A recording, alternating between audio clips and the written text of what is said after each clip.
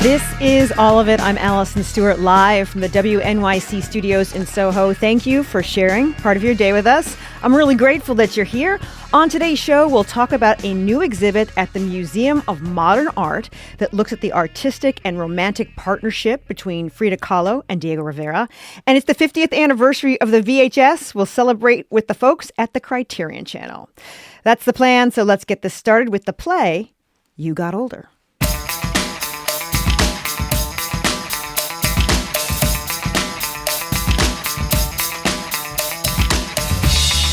In the off-Broadway revival of Claire Barron's play, You Got Older, Alia Shawkat stars as a woman in Limbo.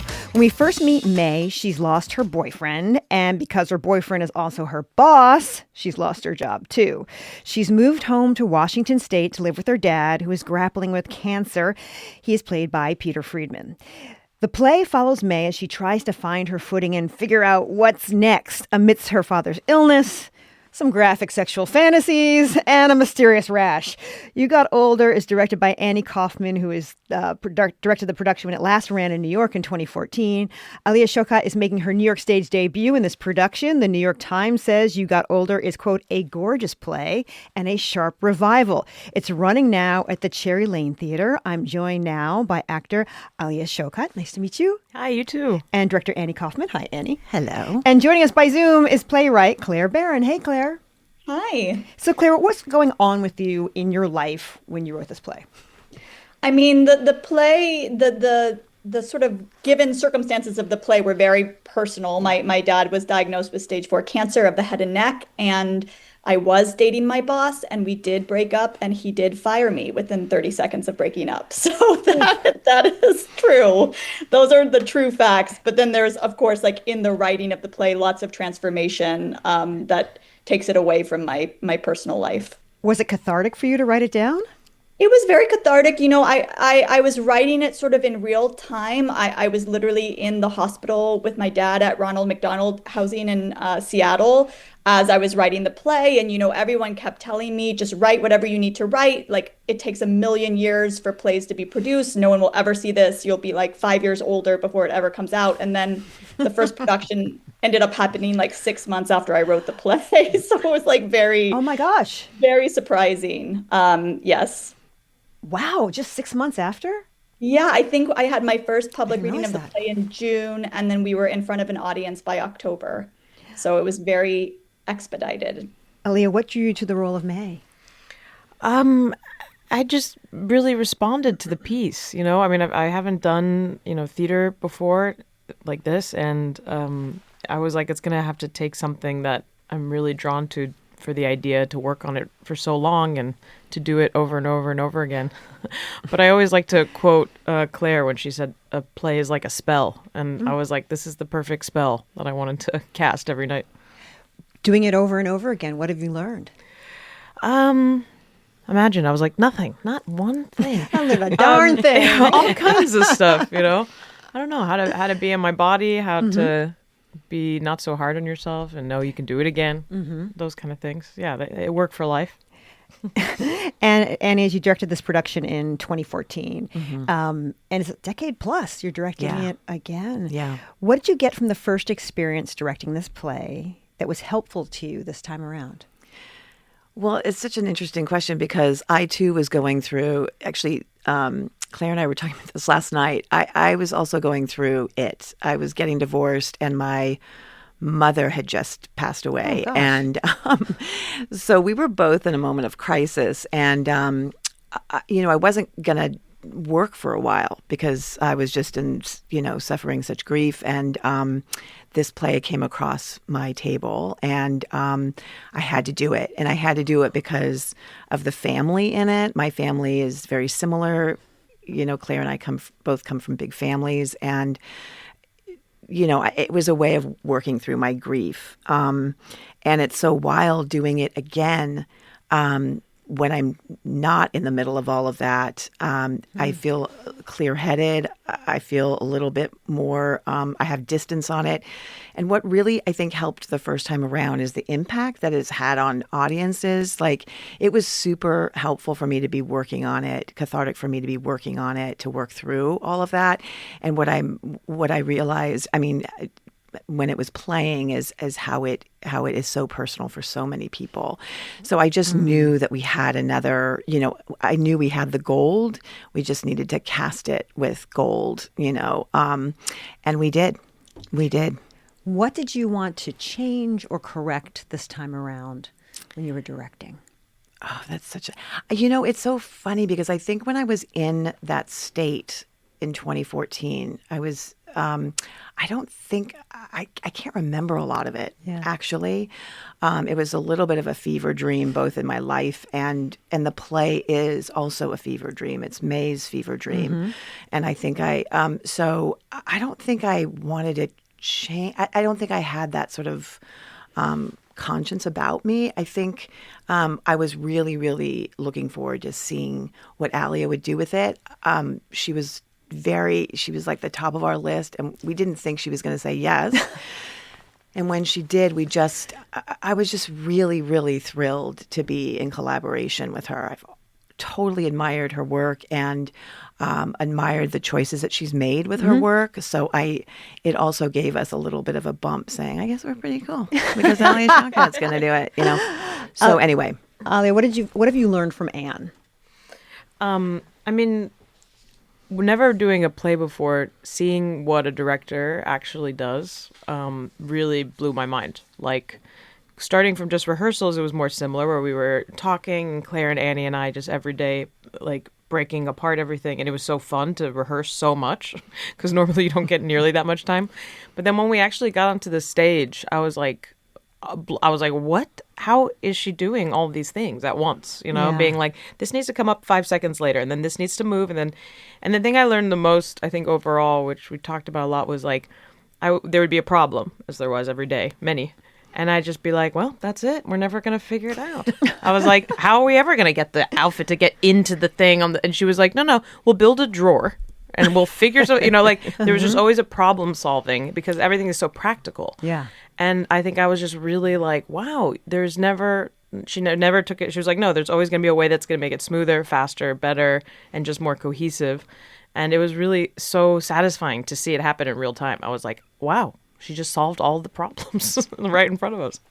We're talking about the new play, You Got Older, a new production of the play, You Got Older, with actor Alia Shawkat, director Annie Kaufman, and playwright Claire Barron. It's about a young woman who returns home to care for her father with cancer. It's running now at the Cherry Lane Theater. Claire, when you were writing May, what qualities did you want May to have? Gosh, I mean, I was sort of like having her speak. It was almost like all of the sort of taboo thoughts, especially around, I'm sure people can relate to this, around illness and having a parent who's sick and parent-child relationships and her own sort of like yearning for her life when you're sort of like in your late 20s, early 30s, and you're trying to launch and it's so hard to launch. And I wanted her to be emotionally raw. I wanted to have sort of like access to her id, I wanted to be like inside her. And so, but it was very like, it's also like a little bit based on my personality and moments where I am saying things that I shouldn't be saying, or you're sort of like maybe revealing more than I realize I'm revealing. But I wanted her to be resilient, but I also, it is like a kind of a moment of weakness in her life where she's feeling really on her back. And so I was interested in being really honest about what that feels like when really the rug pulls out from under you and you're just like so raw and vulnerable, and with your parents. How is May feeling about herself when she's living at her dad's house, Leah? What is she thinking about? What is she thinking about? I think, desire. I feel like Claire and I talked about that a lot, just this idea of what you want and what you feel like you can get and what you feel like you can't. She's kind of trying to escape into fantasy, anything to not really be present with the reality of where her life's at, I think that's something I was drawn to so much in this piece was these beautifully, simply written scenes with the dad, and yet they're so layered, you know, and it's like how it's just so hard to be present with your family, and especially when you're like, time's running out, you know, and you feel this more pressure. And I mean, I do that all the time. Like I'm annoyed with my parents when I'm with them, and then I leave, and then I'm heartbroken because I miss them and I know they'll be gone one day. So it's just like, it's such a vicious kind of cycle, you know. It's funny when you start the play, you're just kind of standing over a green plant, green, just want to taste. Okay. That, you know, and it's sort of, there's so much subtext in that, even that little section of the play. Totally. Yeah. Yeah. I mean, that's another thing too, working with Annie and Claire, like reading it. I love the dialogue because it's like so funny and real and human. But then Annie being like, everything has these like 7 layers under it, you know, and it's like such a guidepost where I was like, oh, of course, it all means so much more. And I think theater definitely allows you to you have to reach those levels more than even on camera in some ways. Annie, I want to talk about Peter Friedman. He's amazing in this show. People know him from Succession. They know him from Job. Was at Soho House recently. He's been in theater for a really long time. What does he bring to the role of the father? Well, first of all, can I just say that I have asked this man to do this role 3 times, and he finally said yes. That's all. I'm going to say that, first of all. I just have to preface it with this because I'm so just overjoyed, and I'm just so thrilled that he's finally doing it, you know. You know, Peter doesn't understand what it is to manufacture an emotion. He just doesn't do it. He won't do it, you know? I feel like Peter's someone who can maybe go in the wrong direction that I have to, you know, steer him in a certain direction, but it's always going to be so honest and so, I almost want to say guileless, because I feel like there's a kind of, I know this is going to sound so weird, but there's some kind of like playful innocence that Peter has in the room and in all of his characters, even if he's playing someone who has a malevolent intention, you know, even if. So there's always this really pure core at the very center of him that just exudes honesty. And I mean, Claire and I were talking about this last night. I think Alia has it too. I'm just going to say one other thing about, sorry, I don't mean to embarrass you, but I think the other thing that's kind of amazing about the two of them is that Peter is someone who he's a theater animal, and he works in television. Alia is a TV and film animal, but has somehow, and I was talking about this with Peter last night, somehow understands theater. And that does not, I want everyone to understand how rare that is. Yeah. That is it's a big deal. It's a huge deal. And of course I could give a lecture on what that is, but I won't. But Peter is just, I mean, he just has that pure spirit. He also has a can do. He's going to just jump in with both feet. Yeah, I don't know. The lack of self-consciousness, I think, is one of his magic elements. Alia, how would you describe May's relationship with her dad? May's relationship with her dad. I thought you were going to be like, what's your relationship like with Peter Friedman? I was like, that I could talk about. Well, that'll be next. Yeah. No. You know, there was this really beautiful article that Annie sent us that was in the New Yorker that was talking about how the character of Dad, as he's written in the play, is a rare character of just like a good dad. He's a good dad. You know, he's just a good dad. And he's like, and something that we've talked about is like, you know, the mother passed away. And this idea that like the mother was maybe the more kind of physical, nurturing one. And he was always a good dad, but maybe not there to, I couldn't cry on his shoulder and he wouldn't hold me if I had a breakup, or he wouldn't know how to, you know, I didn't have to talk to him about my period, whatever. You know, that was what mom's job was. And then with her gone and now this, he can see I'm struggling, but he's like trying to help, but he just doesn't know how. And that's why it's so beautiful at the end, you know, this moment where she asks her father just to touch this lump in her neck, and it's something so simple, but it's so profound, I think. And so I think they, you know, they have a good relationship. on the surface, where it's like, yeah, I talk to my dad. He's a good guy. He's always been there for me. He doesn't yell that much. He's like, we don't fight a lot. He's a simple, sweet guy. But does he really know who I am? I don't know. Does he know the layers of the complexity of what I'm processing? No. Does he know how kinky I am? No. All these things about that we hide from our family as like shame. And I think May is holding a lot and doesn't think he can understand it.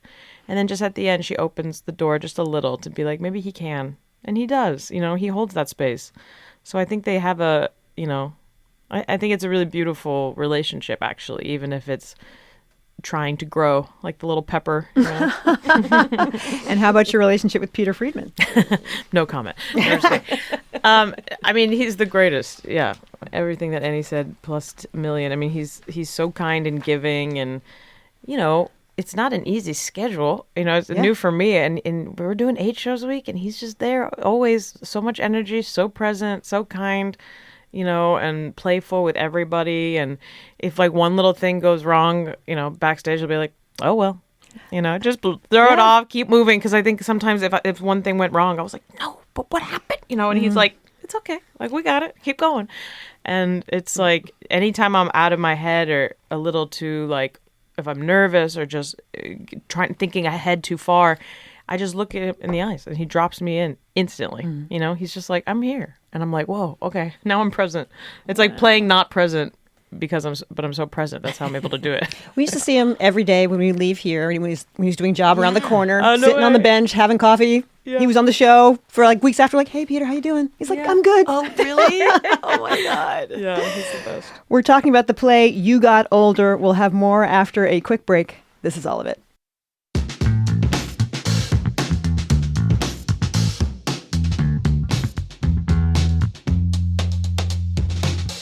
You're listening to All of It on WNYC. I'm Allison Stewart. I'm talking to actor Alia Shawkat, director Annie Kaufman, and Claire Barron. We're talking about their play, You Got Older.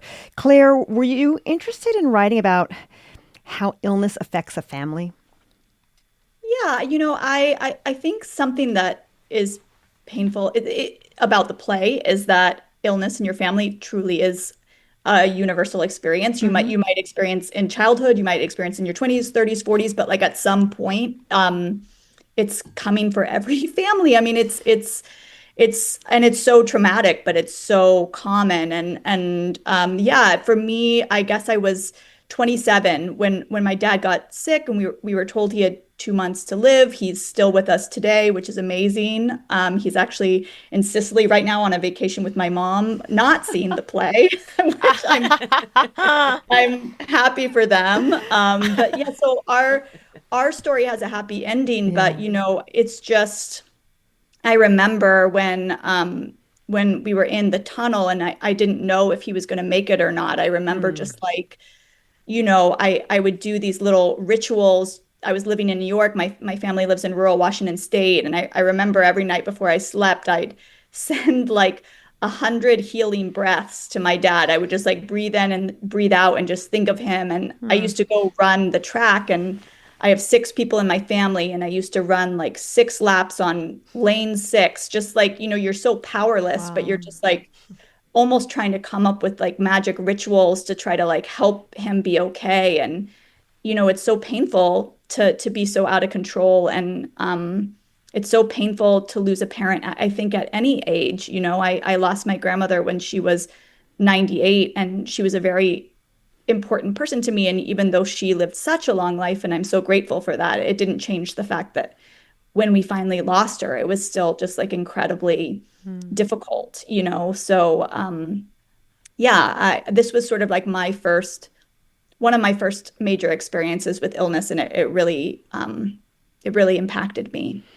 Alia, in the play, May doesn't talk a whole lot in the beginning, and then she goes to this bar and she meets Mac, and she just unloads. What is it about meeting this sort of a stranger that causes her to open up? Yeah, I mean, I think a stranger is a kind of a welcoming kind. Stranger is the perfect place to unload your baggage. I think it's kind of like a perfect storm. Like she snuck out of the house, and she had like a beer in her, and someone just needed to go hi, and she's like, blah, all over the place. If she doesn't talk, she's gonna die, I think Annie said to me at one point.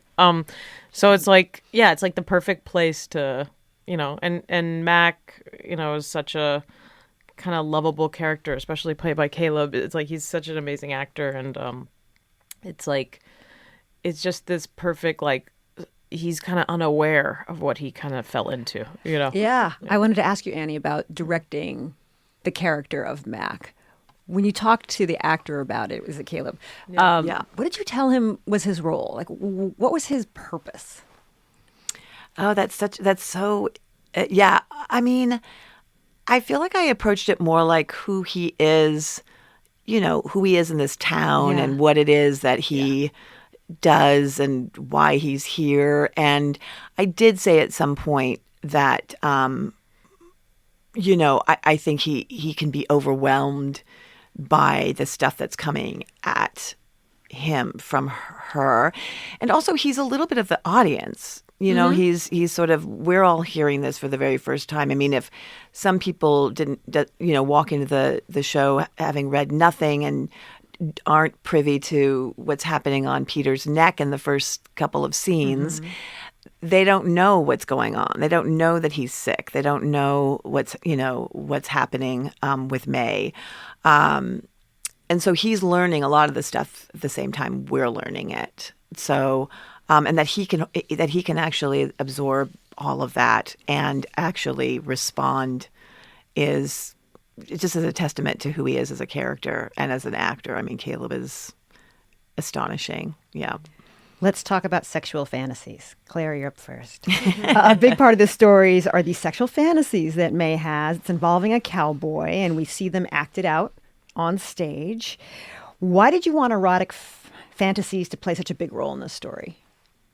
Yeah, I mean, some of it is just, I'm a very impulsive writer. And when I was in my dad's hospital room, I was writing these very grounded, naturalistic scenes with my dad. And then I was also writing these crazy sex fantasies with a cowboy. And I just have a little bit of a witchy sensibility. And I was like, they have to go together somehow. Somehow these have to be part of the same piece. But I do think it's like a divide. I'm really close with my parents, but never talk to them about dating, never talk to them about my sex life. I'm a very sexual person. So it feels like almost a symbol for the ways in which we have this little chasm between us of the things I would never say to them. And yeah, I just couldn't imagine sharing with my father. But the iconography of the fantasy, it's very romance novel, but darker and more twisted. Maybe a little more human, but I grew up, reading all those books. We used to go to the library with my sisters when we were in middle school, and we'd check out these romance novels, and the librarian would be like, "Ooh, that's a good one," and we'd always sort of be like, "Okay," but there's something about, yeah. I mean, even that. I grew up in a very conservative town, so something between the tension of not being supposed to talk about these things, and then having, like Alia said, the desire, having the impulse. There's something in that relationship that really fascinates me. I like that the librarian read the romance novels. Yeah. He did. Yeah. Annie, how did you want those scenes to feel different from the rest of the play, the fantasy scenes? I mean, again, good writing and good acting, it just sort of, it does happen. But I'm just going to step back for a second and then answer that question. I also feel I think that you'd have to come and watch a bunch of times, but there is on the set, there is a bunch of cowboy romance novels that are in the bedroom. There's also I think a sense, a big part of this play also is, what is it like to go back home and be in even though it's not May's bedroom per se, it is the childhood sort of experience. And what are the things that you're thrown back into in terms of what your desires are? What are the things that you used to masturbate to when you were younger, and also just the way that we watch May turn into a child with her dad, a bit. But I think in terms of the sexual fantasies, I mean, it's a little bit of a game. I mean, and tonally, we were really kind of experimenting, I think. The first scene I like the idea that you don't know what's going on, and that it's not until a certain point that you start to realize. There are like a couple of points that are like the big one being dad interrupting, but that you realize what's going on. But once you understand what's going on, when the cowboy comes back, you want to be able to play with those tropes. You know what I mean? And then it turns ugly. So we're actually watching May's own journey through those sexual fantasies. We're watching an arc of how she's dealing, with all of her trauma. The family comes into the play about, was it a third, halfway through? Alia, what is it like for you? You've been on stage. It's kind of been you on stage. And all of a sudden, there's the whole family, brothers, sisters. Your dad's in the hospital. And suddenly it becomes an ensemble. I mean, it's amazing. It's such a fun part of the show. Also, like when I go out on stage, I say goodbye to my sisters in the dressing room, and I'm like, I'll see you out there. And it's and such amazing actors. Everybody. I mean, Nadine Malouf and Nina White and Misha Brooks too. Like just really, really amazing actors. And I feel so like held, not to sound cheesy, but everyone who's seen the show says, you guys seem like a real family. Everyone's like, you really seem like siblings, because there's something that's tapped into. And also now later in the run, we're now doing all these like little things where we're like looking at each other, where we're like, oh my God, Hannah, like making eyes, like she's driving us crazy. And like, just all these things, I have two brothers, and we're just like really picking up these real sibling like things now. And I think it's the casting, but also like when we were doing the rehearsal, I was also like, wow, this is such a long scene and there's so much overlap and timing. It's very orchestra, it's like reading it's so fun. And I was like, well, how are we gonna do it?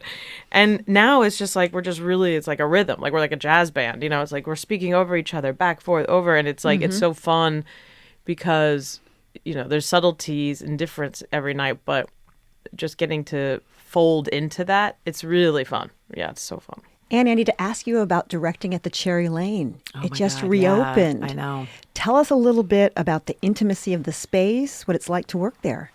I've loved that space forever. I mean, it's really an historical place, and the stuff that's gone on in there in the past decades is just, they're cultural phenoms, and I directed there, but not in the main space. I directed where the restaurant is now. There was a program called Cherry Lane Mentorship Program, and it was established playwrights working with younger playwrights. And Anne Washburn and I did our first show together in that space, and I've seen incredible work there over the years. So I think a lot of us were a little bit worried about what was going to happen, what they were going to do, what A24 was going to do, what Danny Raitt and Eloise Linton were going to do. And what was so brilliant on their part is that they really, really maintained the bones of that theater, the playing space, and the relationship the audience has to the playing space, which is everything. And to me, it's like it's a jewel box of a space. And to be honest, I mean, I prefer working in that kind of space over really large spaces, because a play like this that has so much detail and you have to kind of see the whites of the actor's eyes to really, it just allows for that sort of catharsis that theater is so good at, doing. So I love it. I love the whole, I love the whole deal around it. I love what they have done with it. I love the social aspects of it. I love what they're hoping to do with their programming, and they are doing with their programming. It's a very, very vibrant community space for art, and they've maintained it and then risen, above it. Claire, what do you hope people leave the theater thinking about or talking about? Oh gosh, I guess maybe two things. I hope people call their parents or their loved ones or their siblings or whoever in their life represents that. I hope there's like the the impulse to reach out and say, I love you. And yeah, also the stuff we were talking about with desire. I hope people maybe get a little inspired by some of those cowboy scenes, not in the bad way, but just sort of like lift the rock up and see what's under there when they think about, being playful with what excites them. So two very, very different, not at the same time. Don't do those two things. Call your dad and then separately, privately. Lift up the rock. Yeah, lift up the rock. Alia, what's changed for you as an actor now that you're a veteran of stage? Oh no.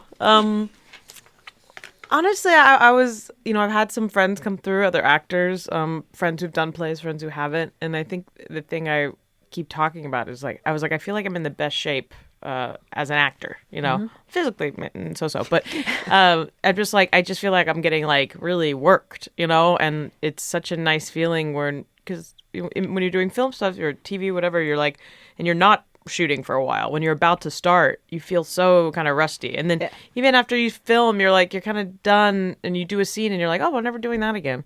Whereas this is it's working on the same muscle. When you're actually in a gym, to do it properly, you have to build and do the same thing over and over again to build it. And I feel like I'm really building actor muscles in a way that I'm proud of myself, because there's so many things where I was what if I can't remember the words, and I'm the words, what are you even talking about?